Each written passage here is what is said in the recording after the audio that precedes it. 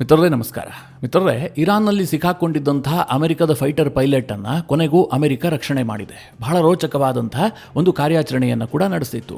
ಅದಾಗ್ತಿದ್ದ ಹಾಗೆ ಇರಾನ್ ಮತ್ತು ಅಮೆರಿಕದ ನಡುವೆ ಈಗ ಇನ್ಫಾರ್ಮೇಷನ್ ವಾರ್ಫೇರ್ ಜೋರಾಗಿದೆ. ಇರಾನ್ನವರು ಹೇಳ್ತಾ ಇದ್ದಾರೆ, ಅಮೆರಿಕ ಫೈಟರ್ ಪೈಲಟನ್ನು ಕರೆದೊಯ್ಯೋದಕ್ಕೆ ಬಂದಿದ್ದು ನಿಜ, ಆದರೆ ನಾವು ಅವರಿಗೆ ಮತ್ತೆ ಹೊಡೆದಿದ್ದೀವಿ, ಅವರ ವಿಮಾನಗಳನ್ನು ಧ್ವಂಸ ಮಾಡಿದ್ದೀವಿ ಅಂತ ಇರಾನ್ ಹೇಳ್ಕೊಂಡಿದೆ. ಅತ್ತ ಕಡೆಯಲ್ಲಿ ಅಮೆರಿಕ ಏನು ಹೇಳ್ತಾ ಇದೆ ಗೊತ್ತಾ, ಇರಾನ್ ಏನು ಧ್ವಂಸ ಮಾಡೋದು, ನಾವು ಆ ಕಾರ್ಯಾಚರಣೆ ಮುಗಿದ ಬಳಿಕ ನಮ್ಮದೇ ಫೈಟರ್ ಜೆಟ್ಗಳನ್ನು ನಾವೇ ಉಡಾಯಿಸಿದ್ದೀವಿ ಅಂತ ಅಮೆರಿಕ ಹೇಳ್ತಾ ಇದೆ. ಈ ಕಥೆನೇ ಬಹಳ ಇಂಟ್ರೆಸ್ಟಿಂಗ್ ಆಗಿದೆ. ಈ ವಿಡಿಯೋದಲ್ಲಿ ಅದರ ಬಗ್ಗೆ ನಿಮಗೆ ಡೀಟೇಲ್ ಆಗಿ ಮಾಹಿತಿಯನ್ನು ಕೊಡ್ತೀನಿ. ಜೊತೆಗೆ ಭಾರತ ಇರಾನ್ನಿಂದ ತೈಲ ಖರೀದಿ ಮಾಡೋದಕ್ಕೆ ನಿರ್ಧಾರ ಮಾಡಿತ್ತಲ್ಲ, ಅದರಲ್ಲಿ ಮೇಜರ್ ಡೆವಲಪ್ಮೆಂಟ್ಗಳಾಗಿದ್ದಾವೆ.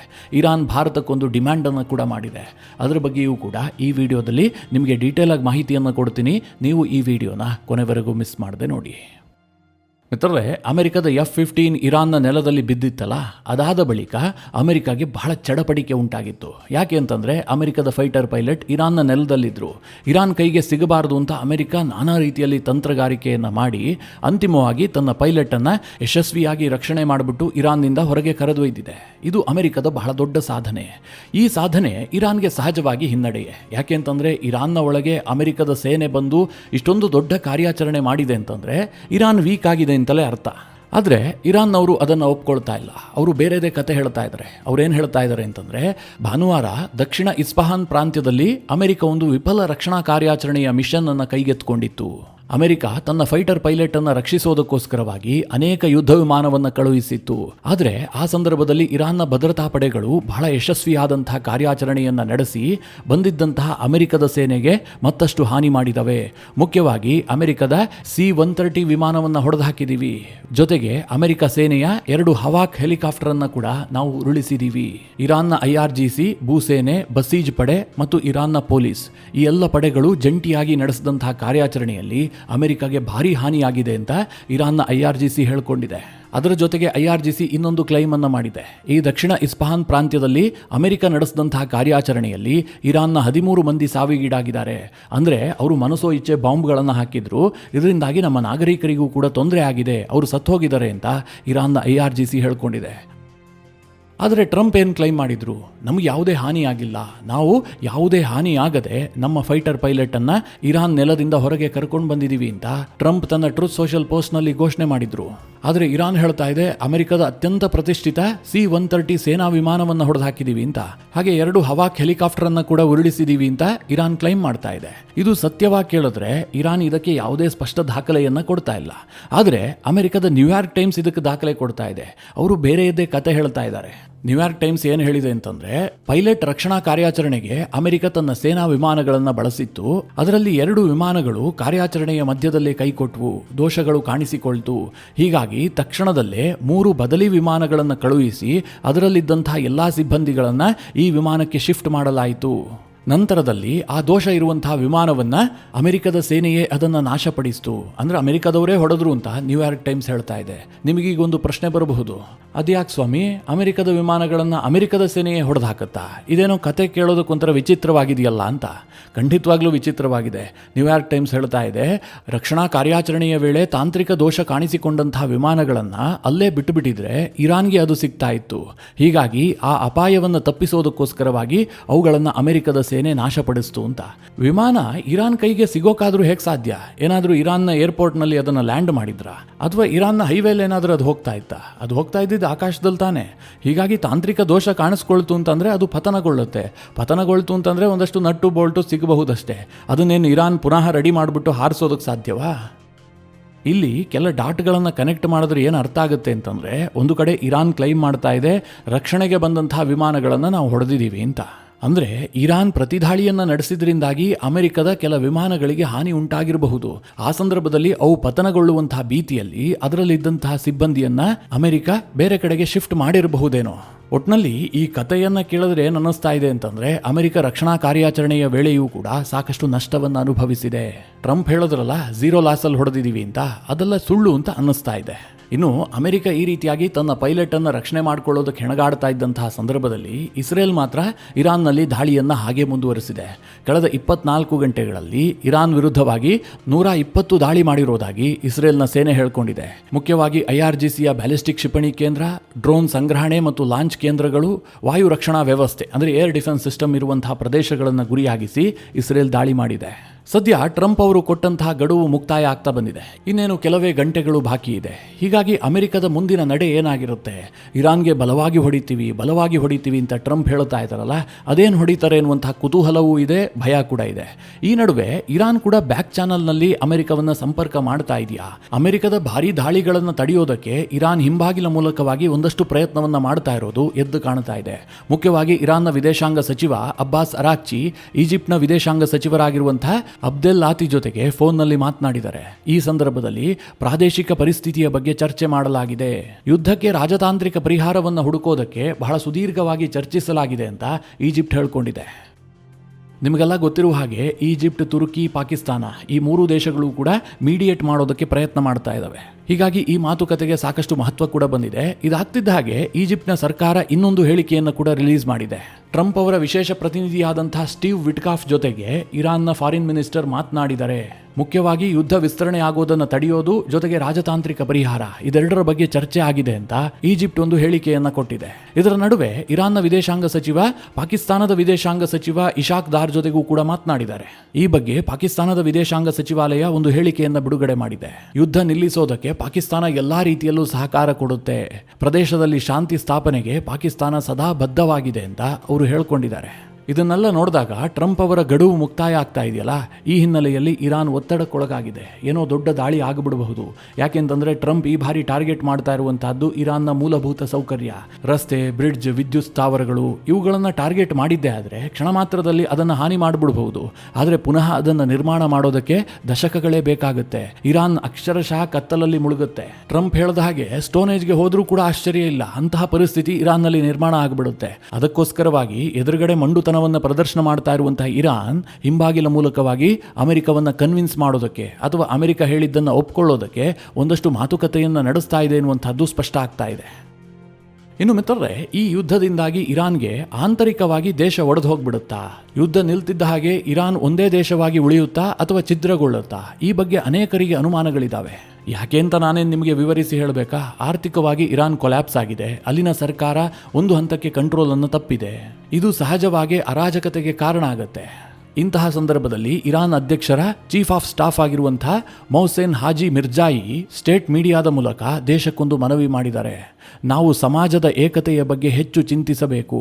ಹೊರಗಿನ ಶತ್ರುಗಳು ಇದ್ದೇ ಇರ್ತಾರೆ, ಒಳಗೆ ಶತ್ರುಗಳು ಹುಟ್ಟುಕೊಳ್ಳದಂತೆ ನೋಡ್ಕೊಳ್ಬೇಕು. ಒಂದು ವೇಳೆ ಈ ಸಂದರ್ಭದಲ್ಲಿ ನಾವೇನಾದರೂ ಸ್ವಲ್ಪ ಮೈ ಮರೆತರೂ ಕೂಡ ಇರಾನ್ ಒಡೆದು ಹೋಗುತ್ತೆ, ಇರಾನ್ನ ಸಮಾಜ ವಿಭಜನೆಯತ್ತ ಹೋಗ್ಬಿಡುತ್ತೆ, ಹೀಗಂತ ಅವರು ಆತಂಕವನ್ನು ವ್ಯಕ್ತಪಡಿಸಿದ್ದಾರೆ. ದಿನೇ ದಿನೇ ಇರಾನ್ನಲ್ಲಿ ಈ ರೀತಿಯ ಅಭಿಪ್ರಾಯಗಳು ಜಾಸ್ತಿ ಆಗ್ತಾ ಇದೆ. ಇದರ ನಡುವೆ ಇರಾನ್ನ ಸರ್ಕಾರ ತನ್ನ ವಿರೋಧಿಗಳನ್ನು ಮಟ್ಟ ಹಾಕುವಂತಹ ಕೆಲಸವನ್ನ ಅದೇ ರೀತಿಯಾಗಿ ಮುಂದುವರೆಸಿದೆ. ಈಗಾಗಲೇ ಇರಾನ್ನಲ್ಲಿ ಗಲ್ಲಿಗೆ ಹಾಕುವಂತಹ ಕೆಲಸ ಅವ್ಯಾಹತವಾಗಿ ನಡೀತಾ ಇದೆ. ಅದಕ್ಕೆ ಯಾವುದೇ ರೀತಿಯಲ್ಲೂ ಬ್ರೇಕ್ ಇಲ್ಲ. ಇರಾನ್ನ ಆಡಳಿತದ ವಿರುದ್ಧವಾಗಿ ಈ ಹಿಂದೆ ಪ್ರತಿಭಟಿಸಿ ಜೈಲು ಸೇರಿರುವಂತಹ ಅನೇಕರನ್ನ ಹುಡುಕಿ ಗಲ್ಲಿಗೆ ಹಾಕಲಾಗ್ತಾ ಇದೆ. ಯಾವುದೇ ಪ್ರಾಪರ್ ಟ್ರಯಲ್ಗಳು ನಡೀತಾ ಇಲ್ಲ. ಇನ್ನೊಂದು ಕಡೆ ಇರಾನ್ನಿಂದ ಹೊರಗಿದ್ದುಕೊಂಡು ಇರಾನ್ ವಿರುದ್ಧವಾಗಿ ಪ್ರಚಾರ ಮಾಡ್ತಾ ಇದ್ದಾರಲ್ಲ, ಅಂಥವರಿಗೂ ಕೂಡ ಈಗ ಇರಾನ್ ಶಾಕ್ ಕೊಟ್ಟಿದೆ. ವಿದೇಶದಲ್ಲಿರುವಂತಹ 100ಕ್ಕೂ ಹೆಚ್ಚು ಇರಾನಿಗಳ ಆಸ್ತಿಯನ್ನ ಅವರು ಫ್ರೀಸ್ ಮಾಡಿದ್ದಾರೆ. ಅಂದರೆ ಇರಾನಿಗಳು ಸದ್ಯ ಇರಾನ್ನಲ್ಲಿರೋದಿಲ್ಲ, ಅವರು ಬೇರೆ ಬೇರೆ ದೇಶದಲ್ಲಿರ್ತಾರೆ, ಇರಾನ್ ವಿರುದ್ಧವಾಗಿ ಕೆಲಸ ಮಾಡ್ತಾ ಇರ್ತಾರೆ. ಆದರೆ ಅವರು ಇರಾನ್ನಲ್ಲಿ ಆಸ್ತಿಯನ್ನು ಹೊಂದಿರ್ತಾರೆ. ಅವ್ರ ಮನೆ ಇರುತ್ತೆ, ಇಲ್ಲ ಭೂಮಿ ಇರುತ್ತೆ, ಏನೋ ಒಂದಿರುತ್ತಲ್ಲ, ಅದನ್ನೆಲ್ಲ ಈಗ ಇರಾನ್ನ ಸರ್ಕಾರ ಫ್ರೀಸ್ ಮಾಡ್ತಾ ಇದೆ. ಅವರ ಬ್ಯಾಂಕ್ ಅಕೌಂಟ್ಗಳನ್ನು ಕೂಡ ಜಪ್ತಿ ಮಾಡಲಾಗ್ತಾ ಇದೆ. ಮುಖ್ಯವಾಗಿ ಇರಾನ್ ಇಂಟರ್ನ್ಯಾಷನಲ್ ಸುದ್ದಿ ಸಂಸ್ಥೆಗೆ ಕೆಲಸ ಮಾಡ್ತಾ ಇರುವಂತಹ 63 ಸಿಬ್ಬಂದಿಗಳನ್ನು ಟಾರ್ಗೆಟ್ ಮಾಡಿ ಅವರ ಆಸ್ತಿಗಳನ್ನು ಇರಾನ್ನ ಸರ್ಕಾರ ಜಪ್ತಿ ಮಾಡಿದೆ. ಹಾಗೆ ಮೊನೊಟೋ ನೆಟ್ವರ್ಕ್ನ 25 ಸಿಬ್ಬಂದಿಯ ಆಸ್ತಿಗಳು ಕೂಡ ಜಪ್ತಿಯಾಗಿದೆ. ಇನ್ನು ಅಮೆರಿಕ ಮತ್ತು ಇರಾನ್ ನಡುವಿನ ಯುದ್ಧದಲ್ಲಿ ಇರಾನ್ ಅತ್ಯಂತ ಯಶಸ್ವಿಯಾಗಿ ತನ್ನ ಇನ್ಫಾರ್ಮೇಷನ್ ವಾರ್ಫೇರ್ ಅನ್ನು ಬಳಸ್ಕೊಳ್ತಾ ಇದೆ. ನರೇಟಿವ್ ಬಿಲ್ಡ್ ಮಾಡೋದರಲ್ಲಿ ಅಮೆರಿಕವನ್ನು ಹಿಂದೆ ಹಾಕಿ ಇರಾನ್ ಮುಂದೆ ಹೋಗ್ಬಿಟ್ಟಿದೆ. ಇದನ್ನು ನೋಡಿದಾಗ ಏನನ್ಸುತ್ತೆ ಅಂತಂದರೆ ಪಾಕಿಸ್ತಾನದವರಿಂದ ಏನಾದರೂ ಟ್ರೈನಿಂಗ್ ಪಡೆದುಕೊಂಡಿದ್ದಾರೇನೋ ಅಂತ. ಯಾಕೆಂದರೆ ಪಾಕಿಸ್ತಾನದವರು ಅದರಲ್ಲಿ ಎತ್ತಿದ ಕೈ ಅಲ್ವಾ. ಸುಳ್ಳು ಸುದ್ದಿ ಅಂತಂದರೆ ಪಾಕಿಸ್ತಾನ, ಪಾಕಿಸ್ತಾನ ಅಂತಂದರೆ ಸುಳ್ಳು ಸುದ್ದಿ. ಹೀಗಾಗಿ ಇರಾನ್ಗೆ ಪಾಕಿಸ್ತಾನವೇ ಟ್ರೈನಿಂಗ್ ಕೊಡ್ತಾ ಇದೆಯೇನೋ ಅಂತ ಅನಿಸುತ್ತೆ. ಆ ಲೆವೆಲ್ಗೆ ಇರಾನ್ನವರು ನರೇಟಿವ್ ಬಿಲ್ಡ್ ಮಾಡ್ತಾ ಇದ್ದಾರೆ. ಇದರ ನಡುವೆ ದಿ ಇಂಟರ್ಸೆಪ್ಟ್ ಅನ್ನುವಂಥ ಒಂದು ಪತ್ರಿಕೆ ಒಂದು ವರದಿಯನ್ನು ಪ್ರಕಟಿಸುತ್ತೆ. ಈ ಯುದ್ಧದಲ್ಲಿ ಅಮೆರಿಕಾಗೆ ಭಾರಿ ಹಾನಿಯಾಗಿದೆ, ಅವರು ರಿಯಲ್ ನಂಬರ್ಗಳನ್ನು ಮುಚ್ಚಿಡ್ತಾ ಇದ್ದಾರೆ. ಅಮೆರಿಕ ಮಿಡಲ್ ಈಸ್ಟ್ ನಲ್ಲಿ ಸರಿಸುಮಾರು 750ಕ್ಕೂ ಹೆಚ್ಚು ಸೈನಿಕರನ್ನ ಕಳಕೊಂಡಿದೆ ಅಂತ ಅದು ವರದಿಯನ್ನು ಪ್ರಕಟಿಸುತ್ತೆ. ಮಿತ್ರರೇ, ಒಂದು ವೇಳೆ 750 ಸಂಖ್ಯೆಯಲ್ಲಿ ಅಮೆರಿಕದ ಸೈನಿಕರಿಗೆ ಹಾನಿ ಆಗಿದ್ದೇ ಆಗಿದ್ರೆ ಇಷ್ಟೊತ್ತಿಗಾಗಲೇ ಅಮೆರಿಕದಲ್ಲಿ ದೊಂಬಿ ಏಳುತ್ತಾ ಇತ್ತು. ಅಮೆರಿಕನ್ನರು ಯಾವುದನ್ನು ಬೇಕಾದರೂ ಸಹಿಸಿಕೊಳ್ತಾರೆ. ಈ ಯುದ್ಧಕ್ಕೋಸ್ಕರವಾಗಿ ಅಮೆರಿಕ $1 ಟ್ರಿಲಿಯನ್ ಅನ್ನು ಖರ್ಚು ಮಾಡಿದೆ ಅಂತಂದ್ರೆ ಅಮೆರಿಕದವರು ಅಷ್ಟೇನು ತಲೆ ಕೆಡಿಸ್ಕೊಳ್ಳೋದಿಲ್ಲ. ಅದೇ ಈ ಯುದ್ಧಕ್ಕೆ 1,000 ಸೈನಿಕರನ್ನ ಅಮೆರಿಕ ಬಲಿ ಕೊಟ್ಟಿದೆ ಅಂತಂದ್ರೆ ಅದು ಅಮೆರಿಕದಲ್ಲಿ ಬೆಂಕಿಯನ್ನೇ ಹತ್ತಿಸಿ ಬಿಡುತ್ತೆ. ಹೀಗಾಗಿ ಈ ರೀತಿಯ ಅನೇಕ ಸುಳ್ಳು ಸುದ್ದಿಗಳು ಈ ಯುದ್ಧದ ಸಂದರ್ಭದಲ್ಲಿ ಸರ್ಕ್ಯುಲೇಟ್ ಆಗ್ತಾ ಇದೆ. ಯಾಕೆ ಈ ಸುಳ್ಳು ಸುದ್ದಿಯನ್ನು ಪ್ರಸ್ತಾಪ ಮಾಡಿದೆ ಅಂತಂದ್ರೆ, ನಿಮಗೆಲ್ಲ ಗೊತ್ತಿರಬಹುದು, ಭಾರತ ಇರಾನ್ನಿಂದ ತೈಲ ಖರೀದಿಯನ್ನ ಪುನಃ ಆರಂಭ ಮಾಡಿದೆ.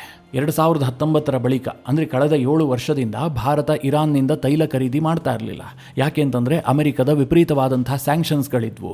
ಒಂದು ವೇಳೆ ಇರಾನ್ನಿಂದ ಭಾರತ ತೈಲ ಖರೀದಿ ಮಾಡಿದ್ದೇ ಆದರೆ ಅಮೆರಿಕದ ಸ್ಯಾಂಕ್ಷನ್ಸ್ಗಳನ್ನು ಭಾರತ ಎದುರಿಸಬೇಕಾಗ್ತಾ ಇತ್ತು.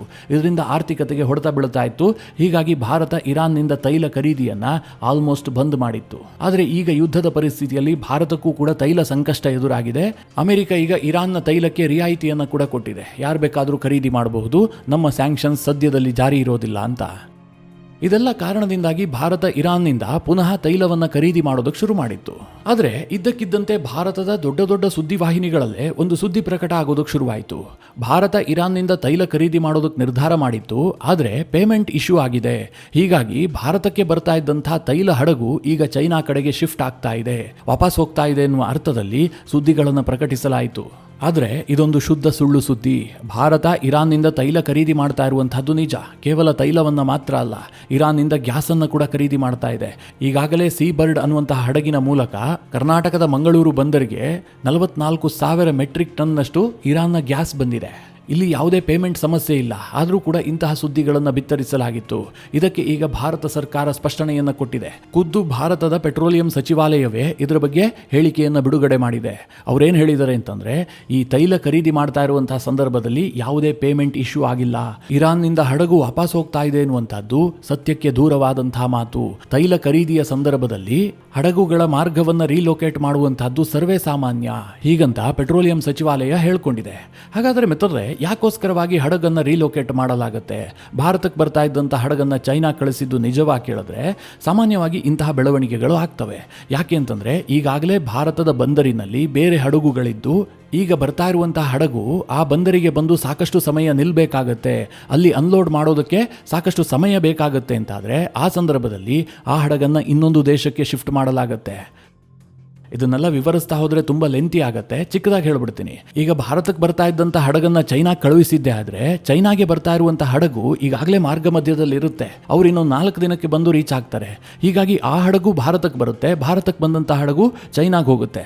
ಈ ಯುದ್ಧ ಶುರು ಆಗ್ತಿದ್ದ ಹಾಗೆ ನೀವು ಅಂತಹ ಸುದ್ದಿಯನ್ನು ಕೇಳಿರ್ತೀರಿ. ಚೈನಾಗೆ ಬರ್ತಾ ಇದ್ದಂಥ ಹಡಗುಗಳನ್ನು ಭಾರತದ ಕಡೆಗೆ ರಷ್ಯಾ ತಿರುಗಿಸಿ ಬಿಡ್ತು ಅಂತ ಸುದ್ದಿಗಳು ಪ್ರಕಟಗೊಂಡಿದ್ವು. ಅದರ ಹಿನ್ನೆಲೆ ಏನು ಕೇಳಿದ್ರೆ ಇಷ್ಟೇ, ಅದೇನು ಹೊಸ ಪ್ರಕ್ರಿಯೆ ಅಲ್ಲ. ಹಾಗಂತ ಅದಕ್ಕೆ ಪೇಮೆಂಟ್ ಇಶ್ಯೂ ಆಗಿಬಿಟ್ಟಿದೆ, ಏನೋ ಸಮಸ್ಯೆ ಆಗಿಬಿಟ್ಟಿದೆ, ಹೀಗಾಗಿ ವಾಪಸ್ ತೆಗೆದುಕೊಂಡು ಹೋದ್ರು ಅಂತ ರೆಕ್ಕೆ ಪುಕ್ಕ ಸೇರಿಸ್ಬಿಟ್ಟು ದೊಡ್ಡ ದೊಡ್ಡ ಮಾಧ್ಯಮಗಳೇ ಸುದ್ದಿಯನ್ನು ಪ್ರಕಟಿಸೋದಿದೆಯಲ್ಲ, ಇದು ಬಹಳ ದೊಡ್ಡ ತಪ್ಪು. ಈ ನಡುವೆ ಇರಾನ್ ಭಾರತದಿಂದ ಮತ್ತೊಂದು ಸಹಾಯವನ್ನು ಕೇಳ್ತಾ ಇದೆ. ಇರಾನ್ ಈಗಾಗಲೇ ಭಾರತದಲ್ಲಿ 40 ಟನ್ನಷ್ಟು ಔಷಧಿಗಳನ್ನು ಖರೀದಿ ಮಾಡಿದೆ. ಇದನ್ನು ಇರಾನ್ಗೆ ಶಿಫ್ಟ್ ಮಾಡೋದಕ್ಕೆ ಅವರಿಗೆ ಸಾಧ್ಯ ಆಗ್ತಾ ಇಲ್ಲ. ಕಾರಣ ಏನು ಕೇಳಿದ್ರೆ, ಮಹನ್ ಏರ್ ಅನ್ನುವಂತಹ ವಿಮಾನ ಭಾರತಕ್ಕೆ ಬಂದು ಈ ಔಷಧಿಗಳನ್ನು ಇರಾನ್ಗೆ ಕೊಂಡೊಯ್ಯಬೇಕಾಗಿತ್ತು. ಆದರೆ ಕಳೆದ ವಾರ ಮಶಾದ್ ವಿಮಾನ ನಿಲ್ದಾಣದ ಮೇಲೆ ದಾಳಿ ಆಗುತ್ತೆ. ಆ ಸಂದರ್ಭದಲ್ಲಿ ಈ ಮಹಾನ್ ಏರ್ ವಿಮಾನಕ್ಕೂ ಕೂಡ ಹಾನಿಯಾಗಿದೆ. ಹೀಗಾಗಿ ಇರಾನ್ನ ಸರ್ಕಾರ ಭಾರತದಲ್ಲಿ ಖರೀದಿ ಮಾಡಿ ಸ್ಟಾಕ್ ಮಾಡಿರುವಂತಹ ಔಷಧಿಗಳೇನಿದೆ ಅದನ್ನು ಸಾಗಿಸೋದಕ್ಕಾಗ್ತಾ ಇಲ್ಲ.